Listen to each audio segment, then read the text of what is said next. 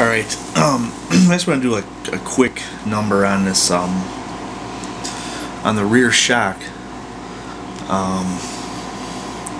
And basically, right here you have your ball stud for the rear of the shock, and you pop this off here real quick.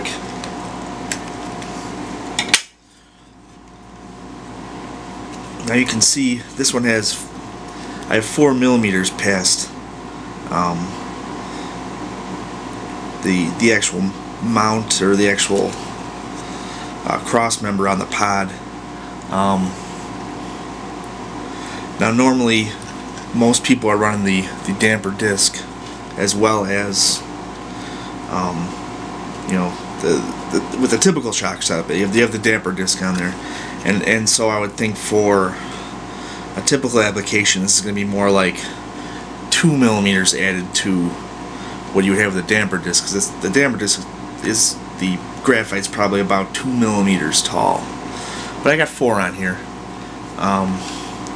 And I think what was significant, at least for asphalt racing, this height back here was extremely sensitive on putting traction into the car. Basically, as I brought, you know, this height down closer to make the shock level, you know, the more the shock got towards level, the more on power steering, but also the less, or the decrease in overall rear traction. And the higher this rises, it creates push, but the car also locks down. So in general, if you're looking for a quick fix to rear traction, you know, if you want to add spacers to this will definitely help to lock the car down. And if you're for some reason really locked down, which doesn't happen a ton, but if you're really locked down, you can bring this ball stud, you know, further down, and that will help out the car with steering. And it's a really fine, it's a fine line. You know, I was changing 0.5 millimeter increments, and you could feel it on the track. I'm completely amazed by how different it was just in 0.5 millimeter increments. Now you can also change this height too in the front, you know, your front ball stud. Again, I don't know, I haven't done that as much, simply because it's a little more inconvenient to reach this ball stud. Saying that though, this is typically what this is the one I would actually raise and lower on an F103, but I don't have as much experience with that on asphalt. On carpet, this adjustment seems, in general, to be less effective, or maybe just a little more, or less sensitive, let's put it that way. With you know, this asphalt racing, obviously the traction's a little different, and it's rubber tires as well, so that seems to make things more sensitive. Then the other thing too is the ride height at the front. I don't know if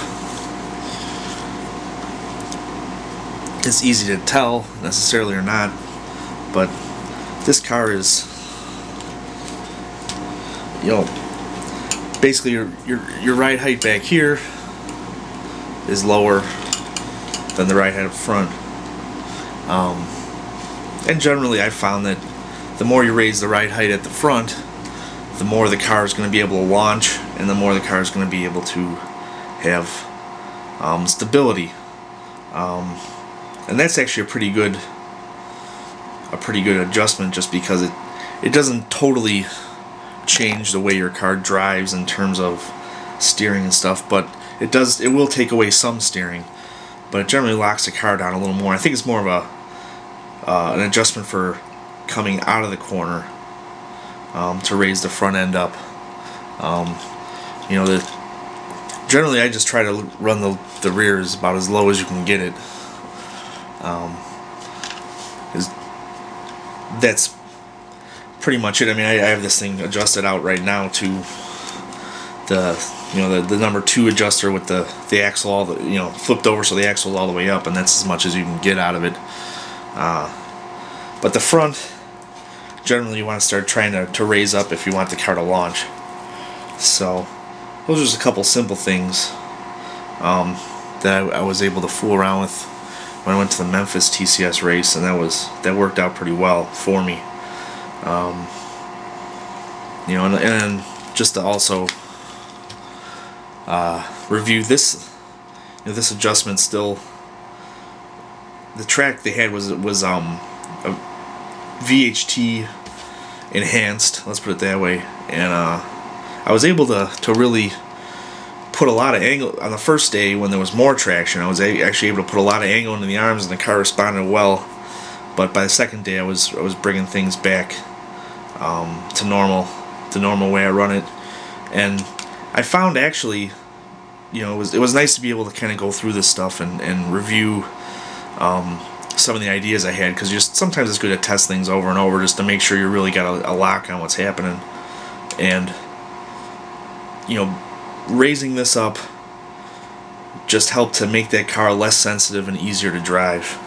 So there's nothing wrong with flattening the arm out. It really does seem to help the car, and you can still put steering into the car, but it's not too crazy. The one thing I was surprised about, though, changing the actual position of the camber plate, for different cambers, I actually was finding that going to 2.5 was actually taking a little bit of traction away from the car, because you're just riding on, at that point you're just riding on the inside of the tire. And sometimes that can help, I think, if your car, the front end is sliding too much. But at that particular race, I don't think the car was actually sliding too much. I actually think you need to have a little bit more of a up and down camber angle, like I had a 1.5, and I felt like that actually put a little more tire on the track and helped the car to steer better, because you weren't waiting for the car to start sliding or rolling onto the tire. So just a couple quick things to mention. Anyway, I think that's all I really have to say.